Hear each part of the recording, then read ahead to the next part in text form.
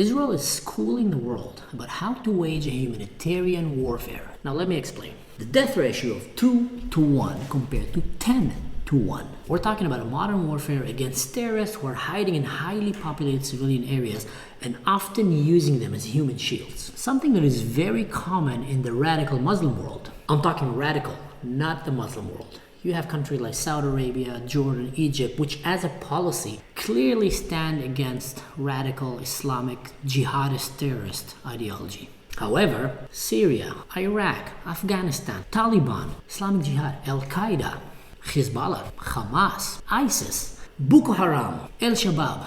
I think you get the point. This list can go on forever. But if we take statistics, if we're talking numbers right now, not opinions, just numbers. The average death ratio between terrorist and civilian in a modern warfare against terrorism stands on 10 to 1. That means that for every one terrorist, 10 civilians are killed. Now, I'm not saying I support these numbers. These are obviously terrible casualties of war. But it's just a fact. Fighting terrorism who's using humans as a human shield and hiding in civilian areas yield a heavy price. And the only way to avoid it is if you've done your work before it got to that point that you need to go and fight them. But obviously, in our reality today, we always wait until it's terrible and then we try to solve it by war. So when America did it, when Britain did it, when Europe did it, the numbers were 10 to 1. When Israel is doing it, the numbers are 2 to 1. Actually, a little bit less. It's like 1.7 to 1.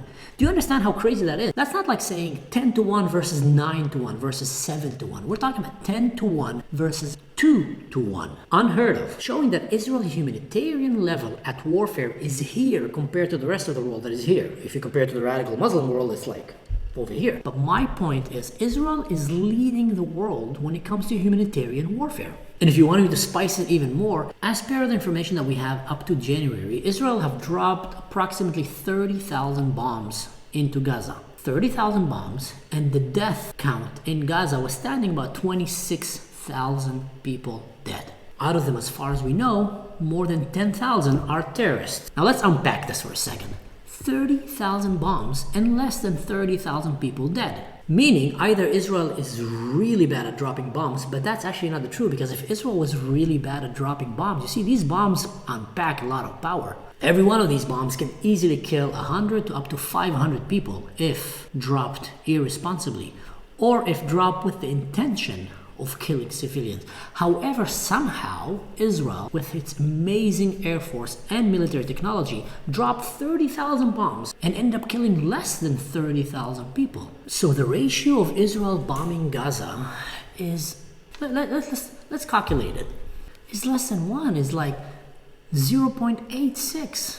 And that's if we think that all the casualties came from bombing. Actually, they didn't. Many of the Hamas terrorists who were killed face to face, hiding in their tunnels or walking in the street dressed like civilians when the IDF came and killed them. So the numbers should be even lower. You see, you need to be an extremely humanitarian-oriented military to come and fight terrorists that are hiding in civilian populated areas, using their own citizens as human shields, and coming up with such a low ratio.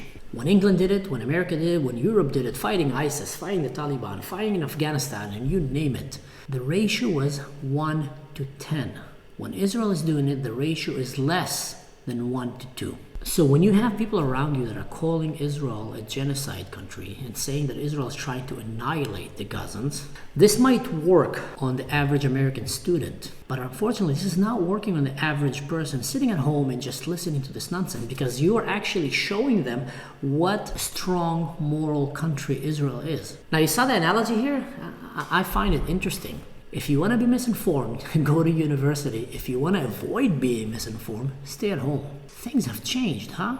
Because if they wanted to annihilate Gaza and make it all glass, they could have done it on October 8th, but they chose not to. And instead, they're doing their utmost best, beating every other country and army in the world when it comes to the humanitarian warfare game.